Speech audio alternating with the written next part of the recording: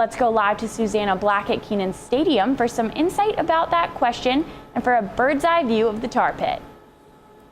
Alana, if the Heels can duplicate the effectiveness that they showed against Notre Dame through the air, and the defense can hold Tech to, let's say, around 30 points, I think that they have a legitimate shot. Now, speaking of things going through the air, one man is going to give us an aerial view of the action on the field and in the stands.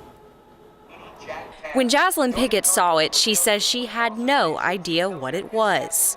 I just saw this thing about this big, it looked like, and it was just hovering over the field. So she decided to look it up.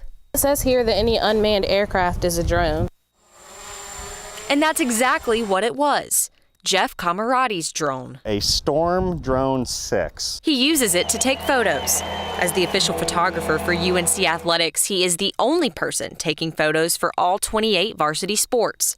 Not only does the drone help him, This allows us to get some footage that we might not otherwise be able to get. It benefits the athletics department too. The big money saver is not having to hire a helicopter to get aerials of the stadium when it's full. Camarati assembled the drone himself.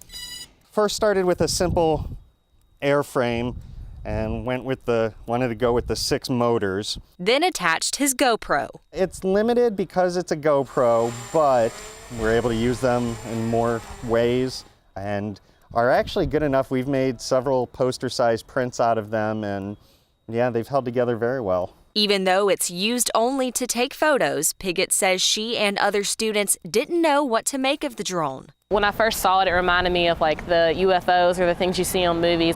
I knew that probably wasn't what it was, but that's kind of the first thought that came to my mind. Camarati says to rest easy, though. Not only is it not a UFO, it's not the kind of drone to worry about either. A lot of people, when they hear drone, think of the airplanes and unmanned aircraft that you see on the news. Yeah, this is very different. Now, it's a night game against Tech, and we all know what a difference a full day of tailgating can make and anticipation on the atmosphere in the stadium. Now, we have diehard Carolina football fan and UNC junior Miles Robinson here with us. Miles, do you think the win on Saturday helped the Heels turn a corner, or do you think that it's going to be a very long season? I think it was definitely a page turner this past week. I'm looking forward to this weekend because I think that if we can get all 3 phases together, including special teams, that we're going to have a lot better chance the rest of the season.